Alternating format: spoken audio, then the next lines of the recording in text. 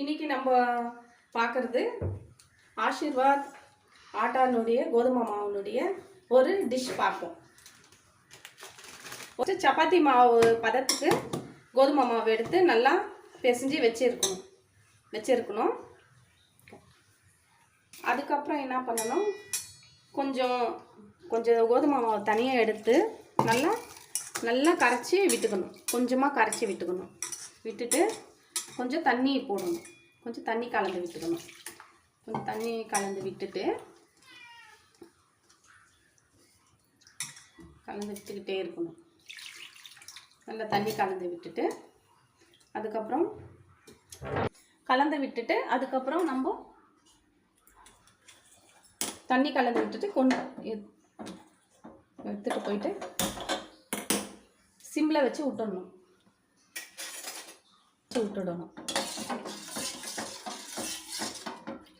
கொஞ்சம் நல்லா வேகட்டும். இப்போ இதை கரைச்சி விட்ட மாவு கொஞ்சம் தண்ணி கலந்து விட்டு ஸ்டவ் சிம்மில் வச்சுட்டு ஒரு 3 ஏலக்காய் நசுக்கி போட்டுக்கோங்க. அப்புறம் அதிலே கொஞ்சம் பால் விடணும். தேவையான அளவு பால் விட்டு இது நல்லா கொதி வரணும். சிம்மில் வச்சு வீட்டணும். இப்போ நம்ம பிசைஞ்சு வச்ச மாவை சப்பாத்தி பண்ணுற அளவுக்கு நல்லா உருட்டி எடுத்துக்கணும். நல்லா உருட்டி எடுத்துக்கிட்டு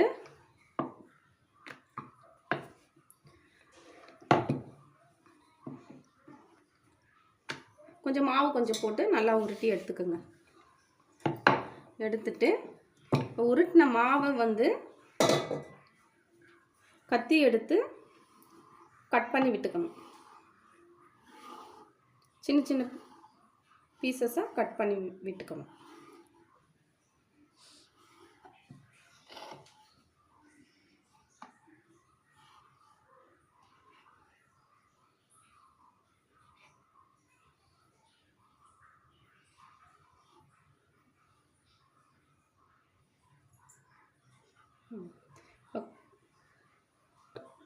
இப்போ நம்ம கட் பண்ணி வச்ச மாவு துண்டை எடுத்து ஒரு தட்டில் வச்சிருக்கணும்.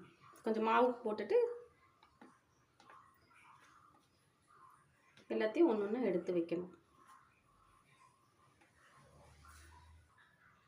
என்ன பார்க்குறீங்க?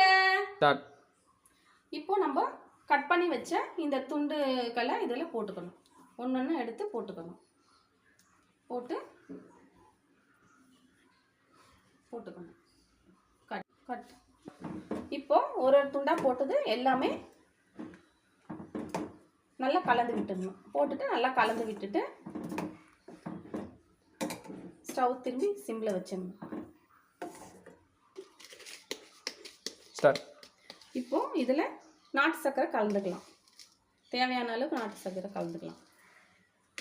ஒயிட் சுகர் தேவைப்படுறவங்க கலந்துக்கலாம். ஆனால் நாட்டு சர்க்கரை தான் ஹெல்த்துக்கு நல்லதாக தான் நாங்கள் நாட்டு சர்க்கரை கலந்துருக்கோம். இதுவும் நல்லா டேஸ்ட் கொடுக்கும். நாட்டு சர்க்கரையும் நல்லா டேஸ்ட் கொடுக்கும். இப்போ இதை நல்லா கலந்து விட்டுக்கணும்.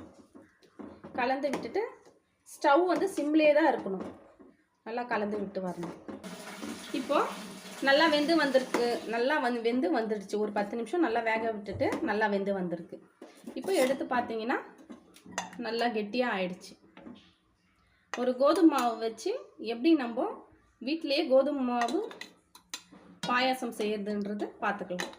இதுக்கு தேவையான பொருட்கள் கோதுமை மாவு, சப்பாத்தி பதத்துக்கு நல்லா பிசறிட்டு அதை நல்லா ஸ்லைஸாக கட் பண்ணிவிட்டு, அப்புறம் கொஞ்சம் மாவு கொஞ்சம் தண்ணி விட்டு நல்லா கலந்து விட்டுட்டு, அப்புறம் அதில் பால் ஊற்றிட்டு நல்லா சிம்மில் வச்சு கொதிக்க வச்சுட்டு, அதுக்கப்புறமா இந்த கட் பண்ண பீசஸ் எல்லாம் அதில் போட்டுட்டு ஒரு 4 ஏலக்காய் தட்டி போட்டுட்டு நல்லா சிம்லேயே வேக வச்சுட்டு நாட்டு சர்க்கரை கலந்துட்டு எடுத்து ஊற்றிக்கணும். நேயர்களே, இதுதான் சிம்பிளான ஒரு டிப்ஸ்.